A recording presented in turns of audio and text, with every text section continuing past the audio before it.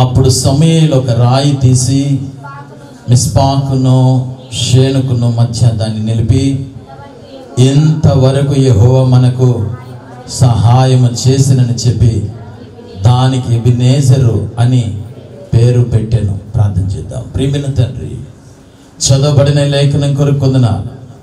వాక్యమైన దేవుడవు, నీ వాక్కు చేత ఉదయ కాలం మాతో మాట్లాడమని యేసు నామములో అడుగుచున్నాం తండ్రి, ఆమేన్. అప్పుడు సమూయేలు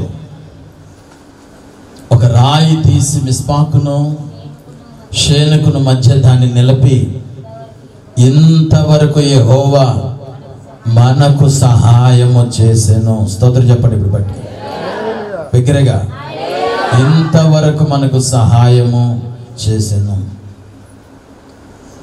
ఇజ్రాయిల్ మీదకి సమూయేలు కాలంలో ఫిలిష్తీయులు వారు దండెత్తి వచ్చి వారి మధ్యలో ఉన్నటువంటి మందసాన్ని వారు తీసుకొని వెళ్ళిపోయారు. చాలా కాలం అయిపోయింది, వారి మధ్యలో మందసం లేదు. చాలా కష్టం ఉంది వారి మధ్యలో. ఏం చేయాలని సమూయేలును, దైవజనుడైన సమూయేలు దగ్గరికి వచ్చారు. వారందరికీ ఇలా చెప్పారు, మీరందరూ మిస్పాలోకి రండి, ఉపవాసం ఉండి మీరు ప్రార్థించాలి, మీరందరూ ప్రార్థించాలి. ప్రార్థన ద్వారానే దేవుడు సహాయం చేయగలుగుతాడు. ప్రార్థన ద్వారానే ఆయన సహాయం చేస్తాడు. మీ అందరూ రావాలి. అందుకు మీ హృదయాలలో ఏమన్నా తెలుసా? దేవుని చూడాలని, దేవుని సన్నిధి చూడాలని ఆశ ఉండాలి. దేవుడిది కోరుకుంటున్నాడు. ఆశపడే ప్రాణం తృప్తిపరిచేవాడు. యేసు ప్రభువారు ఆయన సశరీరిగా నడుస్తున్నటువంటి కాలం అద్భుతమైన కార్యాలు జరుగుతూ ఉన్నాయి. యేసు ప్రభువారు ఇదివరకే ఆ ప్రాంతానికి ఒకసారి వచ్చి వెళ్ళిపోయారు. ఆ ప్రాంతంలో ఉన్నటువంటి త్రోవ ప్రక్కల ఉన్న గుడ్డివాణిని ఆయన స్వస్థపరిచారు. ఇది అతను ఎంతో గొప్పగా దేవుని మహింపరుస్తూ ఉన్నారు. లోక 18వ అధ్యాయం ముగింపు అయిపోయింది. 19వ అధ్యాయం ప్రారంభం కాగానే యేసు ఆయన రెండవ మారు ఆ ప్రాంతాన్ని దర్శించడానికి వెళ్ళారు. మొదటిసారి ఆల్రెడీ వెళ్ళొచ్చారు కదా, వెళ్ళిన ప్రాంతానికి మరలా ఎందుకు వెళ్ళారు? నన్ను ఇక్కడ కొంచెం ఆలోచింపజేసింది. ఎందుకు మరలా వెళ్ళారు? కారణం, ఒక వ్యక్తి ఆ ప్రాంతంలో ఆయన చూడాలని హృదయం హంగ్రీతో ఉన్నాడు, ఆకలితో ఉన్నాడు.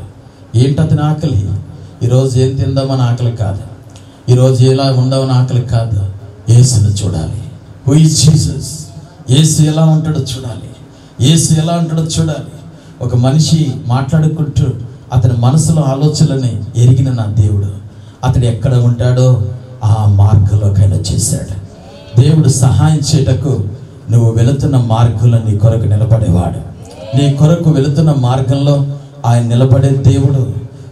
ఏమి అవసరం? అతనికి ఏ అవసరతలు లేవు. అతను ఒక ధనవంతుడు. ధనవంతులకి ఏమైనా అవసరతలు ఉంటాయా? ఉంటాయి. ఎందుకుండదు? ధనవంతులకైనా పేదోడికైనా కావాల్సింది సమాధానం. ధనవంతుడికైనా పేదోడికైనా కావాల్సిన ఆరోగ్యం. ఎవరికైనా ఇవి దేవుడి వల్ల మాత్రమే జరుగుతాయి. సమాధానం అది ధనం ద్వారా రాదు. లేకపోతే ఆ యొక్క ఆరోగ్యం అనేది ధనం వల్ల రాదు. అది దేవుని ద్వారా సహాయం పొందుకుంటారు. కనుక సహాయం పొందుకోవాలంటే ఈ రోజున వారందరితో మాట్లాడుతున్నాడు, మీరు మిస్పాలోకి రండి, దేవుని సన్నిధికి రండి. ఏదో ఒకసారి వచ్చి వెళ్ళిపోవటం కాదు, ఏదో వచ్చామా వెళ్ళామా అనేది కాదు. దేవుని సన్నిధిలో ఉండండి, మీరందరూ ప్రార్థించండి అన్నాడు. వారందరూ ప్రార్థిస్తున్నప్పుడు ఇలాగను చెప్పారు, మీరు మనపూర్వకంగా దేవుని వైపు తిరగాలి. ఎలా తిరగాలి? దేవుని వైపు తిరగలేకపోతున్నారు. ఏదో నలుగురు వస్తే ఇంకొకరు వస్తారు, ఎక్కడైనా 100 మంది ఉంటే ఇంకో చోటు ఉంటే అక్కడ అని గొప్పగా చెప్పుకుంటాం. కానీ దేవుడు గొప్పగా ఉన్నటువంటి స్థలాల్లోనే కాదు, ఒంటరిగా ఉన్నటువంటి సుఖారి గ్రామంలో ఒక స్త్రీ నడుచుకుంటూ వస్తుంటే అక్కడ కూడా నిలబడ్డాడు. ఆయన చాలా క్లౌడ్ చూసేవాడు కాదు, ఆయన ఒక్కొక్క వ్యక్తిగత జీవితాన్ని చూచేవాడు.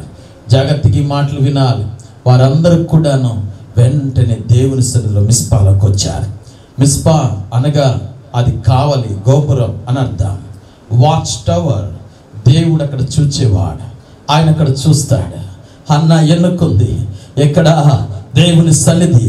ఆయన సన్నిధిలో ఆమె తలపోసుకొని ఏడుస్తుంది. శబ్దం లేని ప్రార్థనకు దేవుడు ఆయన దాని యొక్క అర్థాన్ని ఎరిగిన వాడు.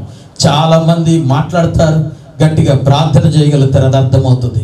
కానీ ఏ దుఃఖానికి దీని కారణం అని ఎవరు చెప్పలేరు.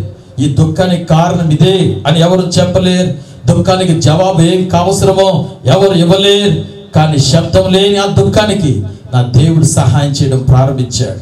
మరెన్నడూ ఆమె దుఃఖించింది లేదు అని చెప్పబడింది. దేవుని సన్నిధిలో వారందరూ కూడా హృదయాన్ని వారు దేవుని తట్టు తిప్పుకున్నారు. దేవుని తట్టు తిప్పుకొని వారు దేవునికి అయిష్టమైనదే తీసేయారు. జాగ్రత్త వినాలి ఈ మాటలు. ఇప్పుడు దేవునికి అయిష్టమైనదేదో, దేవునికి అయిష్టమైనదేదో వారి యొక్క మధ్యలో ఉంచుకోలేదు. దాన్ని వారు తొలగించేశారు. తర్వాత వారు ఇలాగన ప్రార్థిస్తున్నారు. ఏమన్నా తెలుసా? అయ్యా, మేము పాపాత్మలం, మమ్మల్ని క్షమించండి అని ఒప్పుకున్నారు. దేవుడు ఒక వ్యక్తిని ఆశీర్వదించాలంటే దేవుని ఏం కోరుకుంటాడంటే మొదట ఈ హృదయంలో పాపాన్ని అంతా ఒప్పుకొని విడిచిపెట్టాలి. పాపాన్ని అంతటిని ఒప్పుకొని విడిచిపెట్టాలి. చాలా మంది కప్పుకొని తిరుగుతుంటారు. నో, దేవుడు కోరుకుంటున్నాడు. వారందరూ కూడా ఏం చేస్తారు? 2 ప్రార్థనలు చేస్తున్నారు. ఒకటి తమ పాపాలను దేవుని దగ్గర ఒప్పుకున్నారు. రెండవది విడిచిపెట్టమే కాదు, కన్నీరు కార్చి ప్రార్థిస్తున్నారు. కన్నీరు కార్చి ప్రార్థిస్తుండగా దేవుడు వారికి సహాయం చేయడం ప్రారంభించాడు. స్తోత్రం చెప్పినప్పుడు గట్టిగా హల్లెలూయా. ఆయన సహాయకుడు. తన పిల్లలకు ఆయన సహాయం చేయ దేవుడు. తన యొక్క పిల్లలను ఆయన విడిచిపెట్టేవాడు కాదు. ఆయన సహాయం చేసి నడిపించేవాడు. తన బిడ్డల కొరకు సహాయాన్ని ఆయన సృష్టించగలిగినవాడు. ఆయన ఏర్పాటు చేయగలిగినవాడు. ఆయన తన బిడ్డల కొరకు సహాయాన్ని తన కనులకు ఆశ్చర్యకరంగా జరిగించేవాడు. ఎవరు ఏర్పాటు చేయలేటువంటిది. ఆదామును దేవుడు సృష్టించాడు. ఆదాము ఒంటరిగా ఉండటం చూచి, నరుడు ఒంటరిగా ఉండటం చూచి దేవుడు మంచిది కాదని సాటి అయిన సహాయాన్ని ఆయన సృష్టించడం ప్రారంభించాడు. God creates the help. ఆయన మనుషుల మీద ఆధారపడేవాడు కాదు, ఆయన సహాయాన్ని క్రియేట్ చేయగలవాడు. తన పిల్లలకు సహాయానికి ఏది అవసరమో దాన్ని సరిచేసి నడిపించగలిగినటువంటి వాడు. తమ జాతి ప్రకారం ఏది అవసరమో మానవుడికి ఆ సమస్తము కూడాను ఆయన ఏర్పాటు చేసి అనుగ్రహించాడు. ఈ ఉదయకాల నూతన మాసం ఒకవేళ శారీరకంగా బలహీనంగా ఉన్నా, ఒకవేళ నష్టపోతూ ఉన్నా, నీ కళ్ళకేమి కనబడకపోయినా, నీ కొరకు ఏది లేదు నువ్వు అనుకుంటున్నా, నా దేవుడు నీ కొరకు సహాయాన్ని ఆయన సృష్టించగలడు. ఈ నూతన మాసంలో అనుభవించబోతున్నావు. ఈ వాక్యం ముగింపు లోపల దేవుని సన్నిధిలో నిలబడుతూ ఉండు. నీ కార్యం ఆయన చేయబోతున్నాడు. హల్లెలూయా, హల్లెలూయా. సామ్సన్ బలమైన ఆత్మత మీద దిగొచ్చింది. చాలా బలమైన ఆత్మ చేత శత్రువును జయించాడు. అలసిపోయాడు, ఇక చచ్చిపోబోతున్నాడు. ప్రాణం అలసిపోయింది. దాహం నీళ్లు లేక అతను చనిపోతాడు. ఇప్పుడు అతను ప్రార్థిస్తున్నాడు. ఎలా? ఇప్పుడు అయ్యా, నేను ఇక్కడ చనిపోతానేమో, 1000 మందిని ఇక్కడ హతమార్చాను, కానీ చనిపోతానేమో, చాలా కష్టంగా ఉంది. నా దేవుడు అక్కడ సృష్టిస్తబోతున్నాడు. ఏమిటి? లేహీలో నుండి ఒక గోతిని త్రవ్వగా నీటి ఊట బయలుదేరెను. తృప్తిపరచగలవాడు, ప్రాణాన్ని తృప్తిపరచగలవాడు. అందుకైన సహాయం చేయగలిగినవాడు, సహాయాన్ని సృష్టించి నడిపించగలవాడు. ఆమేన్. గట్టి చెప్పండి. మనుషుల సహాయం కొంతవరకే ఉంటుంది. మనుషుల సహాయం ఎప్పుడు కొంతవరకే చేయగలుగుతారు. ఒక పరిధిలో ఉంటుంది, లేదా కొంతవరకే ఉంటుంది. అది వస్త్రాలు ఇవ్వాలైనా, ఆహారం పెట్టాలైనా, ఆర్థికంగానైనా, ఆరోగ్యపరంగా ఏదైనా చేయాలన్నా, ఏదైనా వారికి మనుషులు చేయడమే కష్టం. ముందు మనిషి చేసినది కొంత పరిధి, కానీ దేవుడు అన్ని రంగాల్లో సహాయం చేయగలవాడు. ఆమేన్. జాగ్రత్తగా గమనించాలి. కీర్తన 107వ కీర్తన 4వ వచన భాగం వాక్యం ఈ రీతి చెప్తుంది. వారు అరణ్యమందు ఎడారి త్రోవలో తిరుగుచుండిరి, నివాసపురం ఏది వారికి దొరకకపోయాను. సొమ్మసిల్లిపోయింది. అసలు మనిషి ప్రయాణం చేసే స్థలమే కాదు. ఒక రకంగా చెప్పాలంటే అది అరణ్యం. మనిషికి ఎవరు కూడా వచ్చి సహాయం చేయరు వారి దగ్గరికి. అలాంటి ప్రాంతంలో ఉన్నారు, అరణ్యంలో ఉన్నారు. కానీ అక్కడ ఎవరు చేయబోతున్నాడుగా, నా దేవుడు అక్కడ సహాయం చేయడానికి నిలబడ్డాడు. ఆమేన్.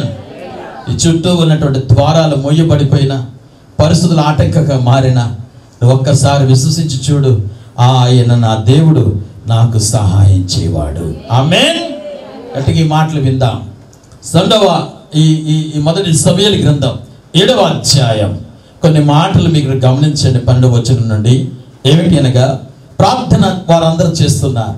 వారందరూ కూడా చాలా దుఃఖపడుతూ ఉన్నారు.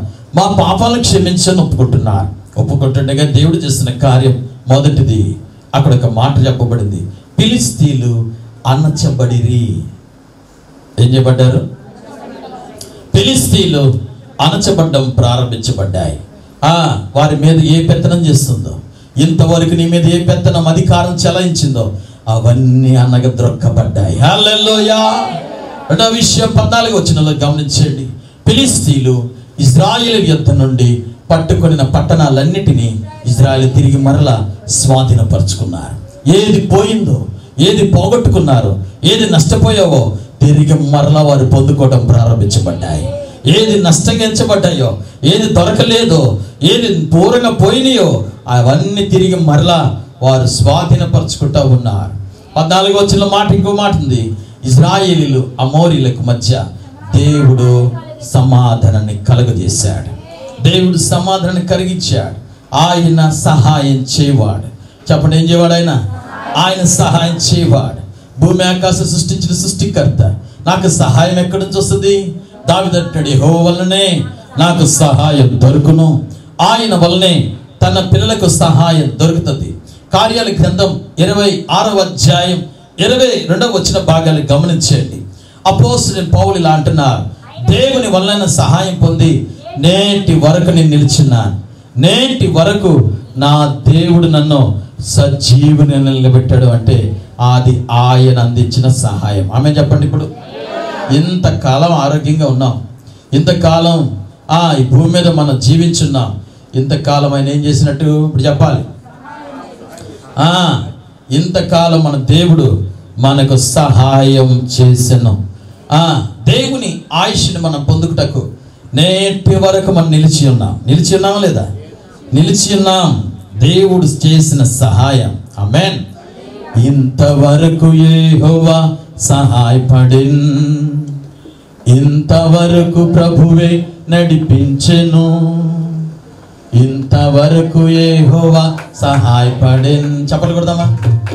ఇంతవరకు ప్రభువే నడిపించెను, ఏమి లేనప్పుడు నన్ను దీవించెను, ఇంతవరకు యెహోవా సహాయపడిన్, ఇంతవరకు యెహోవా సహాయపడిన్, ఇంతవరకు ప్రభువే నడిపించెను, ఇంతవరకు యెహోవా. నోరు తెరవట్లేదు, చాలా తెలుసు సాయం చేయలేదు మీకేమి.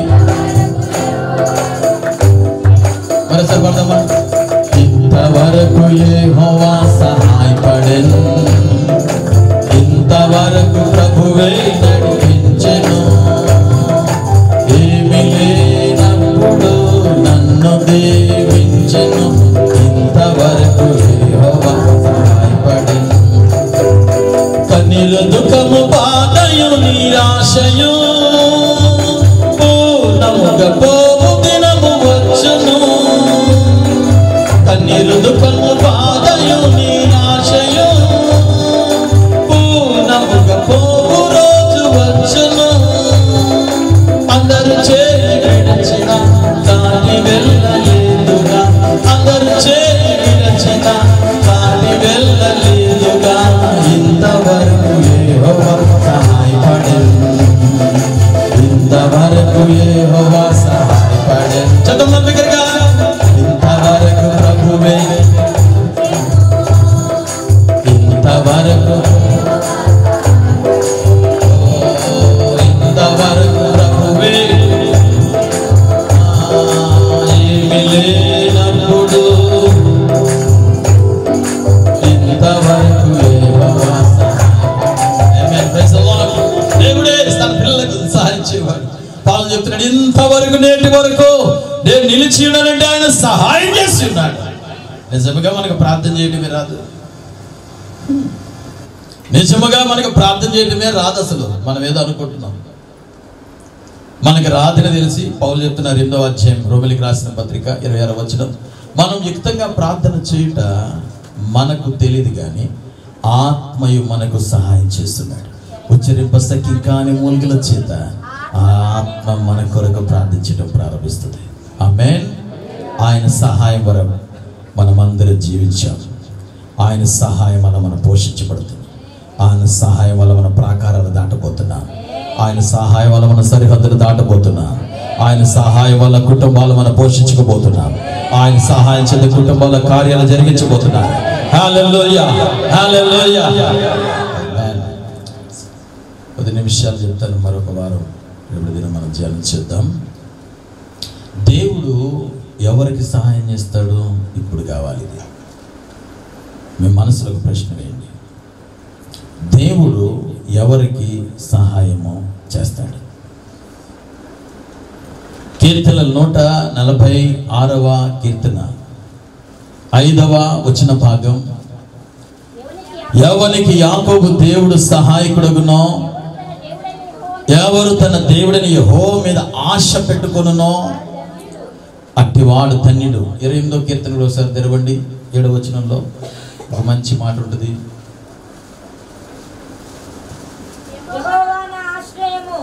యెహోవా నా ఆశ్రయము, ఆయన నా కేడము, నా హృదయము ఆయన మీద నమ్మిక ఉంచినది గనుక నాకు సహాయము కలిగెను. ఆమేన్. ఎవరికి సహాయము ఆయన చేయును? ఎవరికి అనగా ఎవరు దేవుని మీద ఆశ పెట్టుకుంటారో, ఎవరు దేవుని మీద నమ్మిక ఉంచుకుంటారో, నమ్మిక ఉంచినటువంటి హృదయానికి ఆయన సహాయపడును. ఆమేన్. గట్టి చెప్పండి ఇప్పుడు. హల్లెలూయా. అంటే నమ్మకానికి ఆపోజిట్ వర్డ్ ఏంటి? ఎవరి హృదయంలో అపనమ్మకం ఉంటుందో సహాయం దొరకదు. ఎవరి హృదయంలో నమ్మకం బలంగా నిలబడుతుందో ఆ నమ్మకాన్ని బట్టి ఆయన సహాయాన్ని పొందుకుంటారు. ఇది జరిగిద్దో జరగదో, ఇది అయ్యిద్దో అవదో, నో, దేవా నువ్వు నాకు సహాయం చేసినందుకు వందనా. అనేక మార్లు సంఘానికి మేము నేర్పించింది ఇదే. దేవా మీరు మాకు అనుగ్రహించినందుకు కొరకాయ స్తోత్రం. మా బిడ్డలకు ఉన్నతమైన స్థానం నిలబెట్టినందుకు కొరకాయ స్తోత్రం. అయా మా కుటుంబాన్ని మీరు రక్షణలో కట్టినందుకు కొరకాయ స్తోత్రం. చెప్పండి. మా పిల్లడు మారలేదు, మా అమ్మాయి మారలేదు, మా అబ్బాయి ఎలా ఉన్నాడు, ఇదిగా చెప్పాల్సింది. దేవా నా పిల్లలకు నువ్వు ఆల్రెడీ నువ్వేమిచ్చావు, నా కుటుంబాన్ని ఏమిచ్చావు, రక్షణ ఇచ్చావు, ఏమిచ్చావు, పరిశుద్ధత ఇచ్చావు. ఏ పొందుకొని మేము నడవాలి, ఇచ్చినందుకు కొరకాయ స్తోత్రం, స్తోత్రం.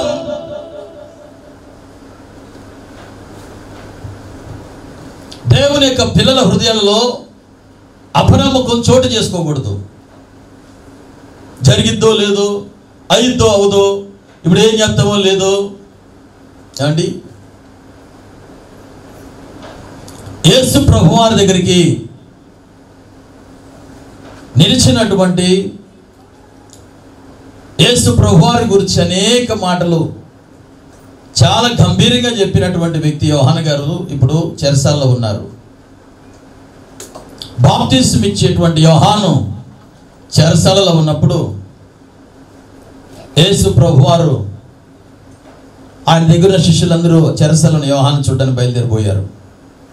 ఎలా ఉన్నారో మేము చూసి వస్తామని. యేసు ప్రభువారిని అడుగుతున్నాడు యోహాను గారు ఎలా ఉన్నారని.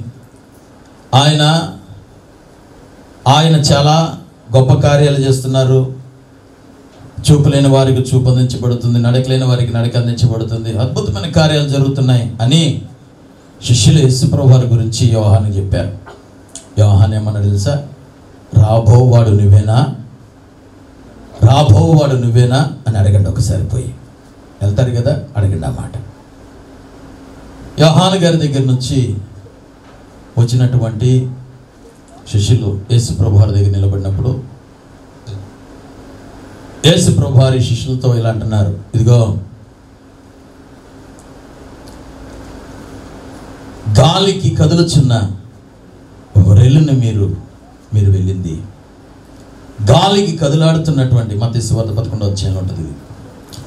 గాలికి కదలాడుతున్న రెల్లును చూడడానికి మీరు పోయింది. దేనికి? గాలి వచ్చింది, ఈ రెల్లు అటు ఇటు ఊగుతుంది.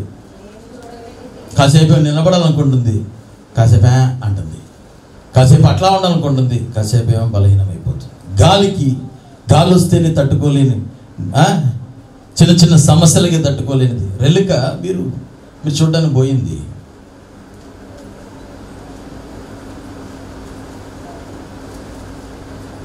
యోహాను గారు తెలుసు ఆయన గురించి, నా వెనుకున్నవాడు నాకంటే గొప్పవాడని, పరలోక రాజ్యం సమీపం ఉంది, రక్షణ పొందుకుండని ఎన్నో అద్భుతమైన మాటలు మాట్లాడిన వ్యక్తి. ఆయనే మెస్సయ్య అని తెలుసు. లోక పాపములు మోసుకున్న గొర్రె పిల్లని ఆయనే చెప్పారు. అసలు ఆయనేనా రాబోకాల్లో రాజు? ఆయనేనా మనకి?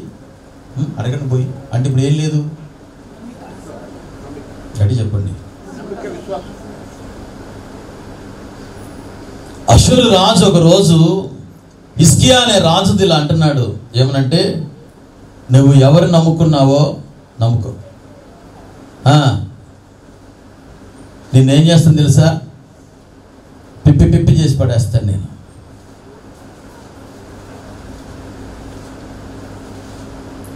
మనం ఆరాధించే దేవుడు తన పిల్లలను ఆయన తలగా నిలబెట్టువాడు. సమస్య ఎంత పెద్ద రూపంలో రాని ఆయన సహాయం చేయడానికి శక్తిమంతుడు. దానికి ఏం కావాలి మన హృదయంలో చెప్పండి గట్టిగా. ఆయన గట్టిగా రావట్లేదే, స్థిరంగా ఉండాలి అని చెప్పి. ఎలా ఉండాలి? మనం భాషలో చెప్పాలి. ఎలా ఉండాలి? కీర్తనకారుడు అంటారు 16వ కీర్తన 8వ వచనంలో, సదాకాలం నేను యెహోవా యొద్ద గురి నిలుపుచున్నాను, ఆయన నా కుడి పార్శ్వన ఉన్నాడు గనుక నేను కదల్చబడను. నా నమ్మకం కదల్చబడదు, నేను స్థిరంగా ఉన్నాను. ఇక ఎంతమంది ఎవరేం చెప్తే ఆ చెప్పిన మాటల్లో వినేసి అంతే రైట్ అని కొట్టను. ఎందుకంటే నా దేవుని గురించి నాకు తెలుసు. దేవుని గురించి తెలుసు నాకు. ఆయన సహాయం చేయవాడు మాత్రమే కాదు, నేను కూడా కష్టమైన నష్టమైన ఈ నా మాట విని వాటి ప్రకారం చేయువాని ఇంటి మీదకి వాన గాలి వరద వచ్చెను, తాకెను, కొట్టెను. ఈ నా మాట విని వాటి ప్రకారం చేయని వాని యొక్క ఇంటి మీదకి, ఇసుక మీద కట్టబడిన ఇంటి మీదకి కూడా గాలి వాన వరద వచ్చెను. కానీ ఇసుక మీద కట్టబడిన ఇల్లు కూలిపోగా సమస్యలు వచ్చినా సరే వాక్యం అంటుంది, నా మాట చెప్పిన వారు ఏం చేయబడ్డారు? కదల్చబడ్డారు. గట్టిగా స్తోత్రం చెప్పండి. ఇప్పుడు కదల్చబడ్డారు. హల్లెలూయా, హల్లెలూయా, హల్లెలూయా. హృదయాలు కదిలిపోతున్నాయి. చాలా మందికి సమస్యలు కదిలిపోతున్నాయి. సమస్యలు బట్టి కదిలిపోతున్నారు. ఆర్థిక సమస్య రాగానే కదిలిపోతున్నారు. గుండెలు జడిలిపోతున్నాయి. దుఃఖం కలగని కదిలిపోతున్నారు. రోగం కలగని కదిలిపోతున్నారు. ఏమైపోతున్న భయం భయం భయం. సమస్యలు ఒక రకంగా కాదు, దేశాలంతా కూడా ప్రాణ భయంతో ఉన్నారు. నిన్నటి దినం కొన్ని ప్రాంతాలలో రష్యాకి అమెరికా మధ్యలో మాటల యుద్ధం జరుగుతూ ఉంది. యుద్ధం చేద్దాం, ఎక్కడ నీటిలో జరుగుతుందో అంటుంటే మరి కొంతమంది భయపు వార్తలు ప్రారంభమయ్యాయి. ఏ దేశంలో నెమ్మది లేదు, అంతా కూడా యుద్ధ వాతావరణం. కదలపరచబడుతున్నాయి ప్రపంచ దేశాల్లో జనాలు. ఇదిగో ఇక్కడ ఉద్యోగం బాగుంటుందేమో, అక్కడ ఉద్యోగం బాగుంటుందేమో, అక్కడ ఉద్యోగం బాగుంటుందేమో, ఇక్కడ ఐటీ చేస్తే అక్కడ బాగుంటుందేమో, లక్షల్లో ఉద్యోగం జీతాలు అనుకుంటుంటే జీతాలు తీసుకునే వాళ్ళు కూడా అంటున్నారు, అయ్యో ఈ దేశం పనికిరా, ఇంకో దేశం పోదాం, ఇంకో దేశం పోదాం, ఇంకో దేశం పోదాం. కదిలిపోతున్నాయి, ప్రారంభించబడ్డాయి, కదిలిపరచబడుతున్నారు, కదిలింపబడుతున్నారు. దేవుని సంఘమా, శ్రమల మధ్యలో కూడా సన్నిధిలో, దేవుని సన్నిధిలో కదల్చబడుకుంటూ నిలబడాలి. ఆమేన్. సమస్యలో కూడా పోషించగలిగినవాడు, సమస్యలో కూడా పోషించగలిగిన దేవుడు ఆయన. నీకు ఆకలా, రాజు యొక్క ఆహారాన్ని సైతం నీకు అందించగలడు. కాకులు నోటు చేత పట్టి కాకుకి కూడా పశ్చాత్తాపం కలిగించి పోషించగలిగినవాడు.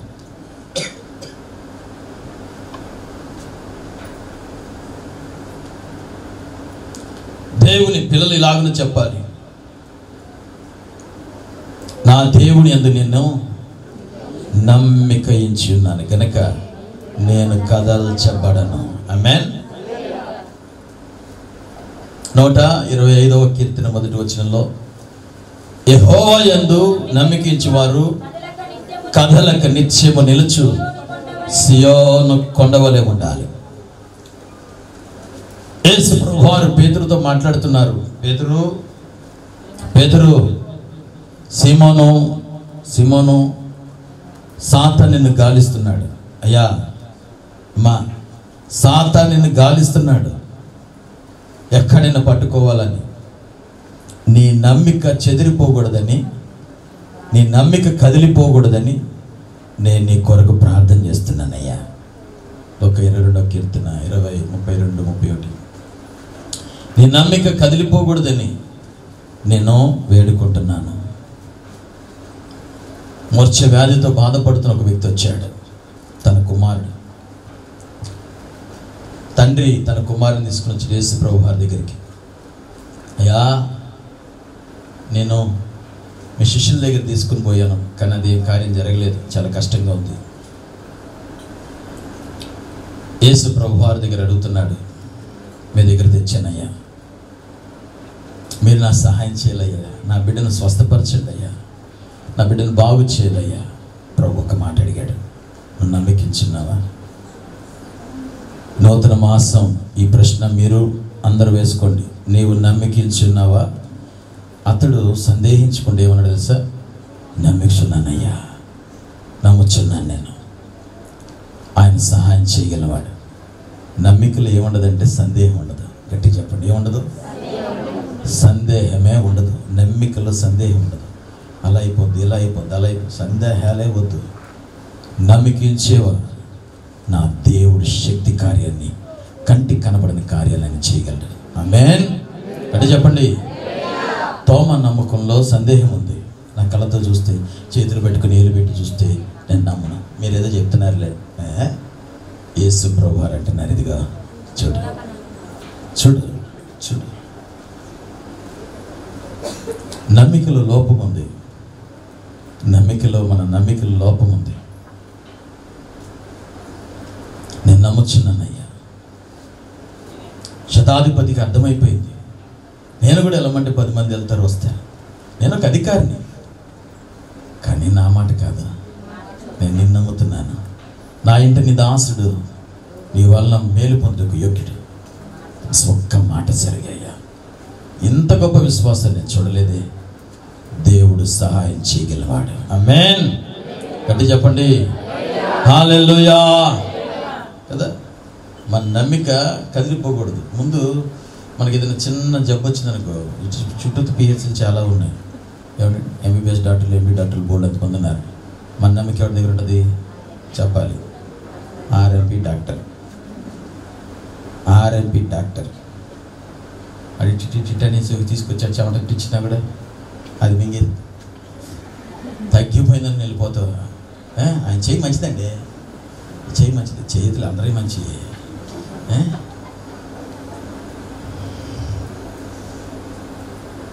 నమ్మకం ఒక బలమైనటువంటి ఆయుధం.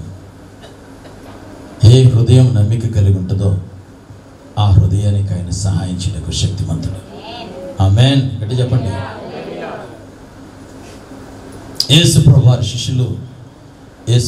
శిష్యులు సముద్రం మీద వారు ప్రయాణం చేస్తూ ఉన్నారు. పెద్ద తుఫాను వచ్చింది, చాలా పెద్ద తుఫాను వచ్చింది. ఇక మనం ఏం చేయలేం, మనం చనిపోతాం, మనం చనిపోతున్నాం, అసలు మేము చనిపోతున్నాం అని మొదలెట్టారు. మళ్ళీ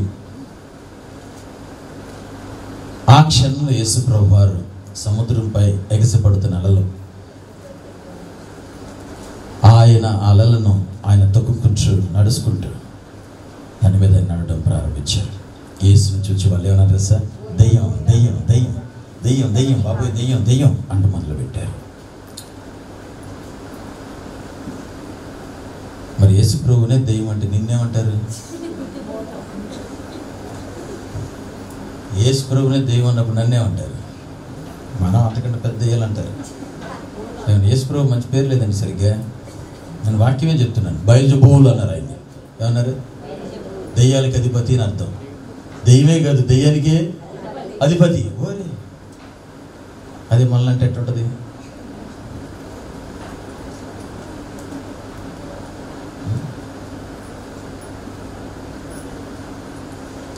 దేవుని పట్టుకొని వారు మాట్లాడుతున్న మాట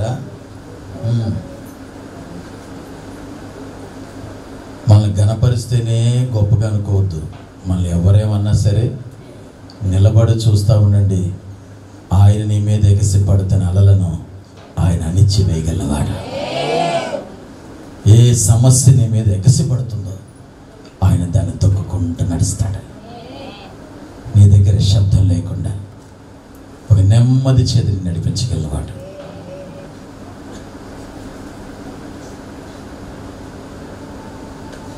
నీతిమంతులు ఎన్నడూ కదల్చబడరు. భక్తిహీనులు వారు కదిలించబడతారు. బైబిల్లో యెషయా గ్రంథం 57:8 ప్రతి చిన్న విషయం వారు కదిలిపోతారు. నీతిమంతులు ఎన్నడూ కదలించబడరు. కనుక దేవుని సంగమా, దేవుడు తన పిల్లల కార్యం చేయవాడు. ఆయన కార్యం చేయాలంటే మొదటి సంఘం ఎలా ఉండాలి చెప్పండి. ఇప్పుడు ఎవరి మీద యాకోబు నమ్మికించాడు, ఎవరైతే దేవుని ఆశ పెట్టుకుని నమ్మిక కలిగి ఉంటారో అట్టి వారికి ఆయన సహాయం చేయబోతున్నారు. చాలా చుట్టూ సమస్యలు వచ్చాయి. ఇక చాలా కష్టం. చాలా సంవత్సరాలు అయిపోయింది. మందసం మన దగ్గర లేదే. ఇప్పుడు ఏం చేద్దాం? అయ్యా, మీ మనసులో ఒకసారి టర్న్ చేయండి. మీ మనసులో దేవుని దగ్గర కేంద్రీకరించండి. ఆశపడే ప్రాణాన్ని తృప్తిపరిచే దేవుని కొరకు మీరు ఆశపడండి. దేవుని చూడాలని ఆశ మీ హృదయంలో కలగాలి. నా దేవుని సన్నిధిలో నేను నిలబడాలని ఆశ నీకు కలగాలి. దేవుని సన్నిధికి నేను వచ్చి ప్రార్థించాలని ఆశ నీలో పుట్టాలి. ఎవరో చెప్తే రావటం కాదు, ఎవరో ప్రేరేపిస్తే రావటం కాదు, ఏది వచ్చి వెళ్ళిపోయే 10 నిమిషాలు కాదు. దేవుడు ఆశపడే ప్రాణాన్ని తృప్తిపరిచేవాడు. ప్రార్థిస్తుండగా వారు ఆయన సహాయం చేయడం ప్రారంభించాడు. ఏదైతే అణిచివేశారో, ఏ ఫిలిష్తీయులైతే అణిచివేస్తున్నారో అణిచివేయబడ్డాయి. అధికారం, పెత్తనాలు అణిచివేయబడ్డాయి. నీ మీద నిలబడుతున్న ప్రతి అధికారం యేసు నామములో అణిచివేయబడును గాక. హల్లెలూయా. రెండవ విషయం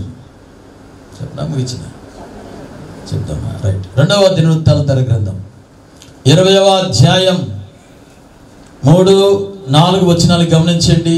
యెహోషాపాతు భయపడి దేవుని దగ్గర విచారణ చేయడానికి మనసును నిలుపుకొని యూదా వారందరిని చాటింపగా వారందరూ కూడా ఉపవాసం ఉండి ప్రార్థిస్తున్నారు. ఎందుకు? దేనికి? 4వ వచనం చెప్తున్నారు, యెహోవా వలన సహాయము కొరకై వేడుకొందాము. స్తోత్రం చెప్పండి. ఇప్పుడు మీ చేతులు పైకెత్తి దేవుని దగ్గర ఊపుతూ దేవుని దగ్గర మీ హృదయపూర్వక ప్రార్థన చేయండి. ఇప్పుడు ఏది ఇక్కడికి వచ్చావు దేవుని సన్నిధిలోకి, ఏది నీ హృదయానికి అవసరమైందో, ఏది నీ హృదయానికి అవసరంతో ఈ నెలలో నా దేవుడు సహాయం చేయడానికి సిద్ధంగా ఉన్నారు. నీ మార్గంలో సహాయం చేయడానికి సిద్ధంగా ఉన్నారు. ఒక్కసారి హృదయపూర్వకంగా మనపూర్వక దేవుని అడిగి చూడు. మనసులో బయట పొక్కకుండా మాట్లాడు. ఆయన కార్యం చేయబోతున్నాడు. అంతరంగంలో ఆయన చూచి ఆయన వెలుపట బాహ్యంగా నీకు బహుమానం ఇవ్వబోతున్నాడు. నీ అంతరంగాన్ని చూచి బాహ్య రూపమైన కార్యం చేయబోతున్నాడు. యెహోషాపాతు అంటున్నాడు, యెహోషాపాతు తెలియజేస్తున్నాడు ఈ రీతిగా, ఏమని? దేవుని దగ్గర సహాయం కొరకు వేడుకుందాం. మంచి మార్కులు ఇవ్వయ్యా, అడగరా. జ్ఞానం ఇయ్యయ్యా. నా పిల్లలందరూ రక్షణ పొందాలయ్యా. మీరు ఆఖడికి మేము సిద్ధపడాలయ్యా. అడుగు ఒకసారి. ఎన్ని అడుగుతున్నావు? పొలాలు, స్థలాలు, బంగారాలు, బళ్ళు, కార్లు, పెళ్ళిళ్ళు అన్ని అడుగుతున్నావు. దేవుడిచ్చిన రక్షణ మాత్రం అనుభవించిన అడగలేకపోతున్నావు.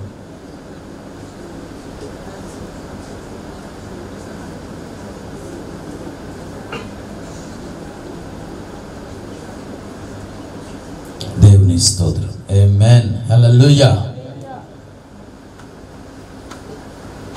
అందరూ కూడా విచారణ చేయడానికి మనసును నిలుపుకోవాలి. ఇప్పుడు మీ మనసులో అటు ఇటు కదలకూడదు, అటు ఇటు ఆలకించకూడదు. మీ మనసు నిలుపుకొని ప్రార్థించండి.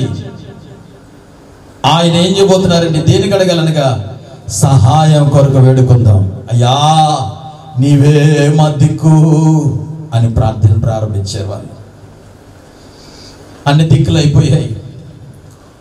పేతురు అంటున్నాడు, అక్కడే ఉండే వాళ్ళు ఇక్కడేసారు, నా మాట చెప్పిన వాళ్ళు వేసారు. రాత్రి అంతా మేము వెతికే ఒక్క చేప దొరకలేదు. నా మాట కాదు, నీ మాట చెప్పున పేతురు ఇప్పుడు తిన్నగా నడిపించు, లోతుగా వేయి. అయ్యా నీవే మా దిక్కు దేవుని అడిగి చూడు ఒకసారి. వారందరూ కూడా అలాగున ప్రార్థిస్తుండగా వారి మధ్యలో లేవీడైనటువంటి అహజియేల్, ప్రవక్త సమూయేలు కాలంలో లేవీడైనటువంటి అహజియేల్ సమాజంలో ఉన్నాడు. దేవుని ఆత్మతో నింపబడ్డాడు. దేవుని ఆత్మచేత నింపబడిన వాడు ఇప్పుడు బయలుదేరి వస్తున్నాడు. ప్రజలు ఎక్కడ ప్రార్థన చేస్తున్న వారి మధ్య నిలబడి ఇలాగంటున్నాడు, ఇదిగో యెహోవా సెలవిచ్చినది ఏమనగా, ఈ గొప్ప సైన్యమును భయపడకుడి, చెడికుడి, యుద్ధము మీరు కాదు, దేవుడే జరిగించబోతున్నాడు. మీకు కలిగిన యుద్ధం, మీకు కలిగిన దుఃఖం, మీకు కలిగిన పరిస్థితులను ఆయన యుద్ధం చేయబోతున్నాడు. ఆయనే మాట్లాడబోతున్నాడు. ఆయనే కార్యం చేయబోతున్నాడు. శత్రువులపై జయమును నీకు అనుగ్రహించబోతున్నాడు. సహాయముగా నిలబడుతున్నాడు. ఆయన ఎబినేజరై నిలబడుతున్నాడు. హల్లెలూయా. ఎలా జరిగింది ఇదంతా? గొప్ప కార్యాలను చేయడం ఎలా జరిగింది? ఉపవాస ప్రార్థన. చెప్పండి గట్టిగా చెప్పండి. ఉపవాస ప్రార్థన ద్వారా ఈ కార్యాన్ని చూడబోతున్నావు. చేసి చూడు. నా దేవుని శక్తి కార్యాలను చూడబోతున్నావు, అనుభవించబోతున్నావు.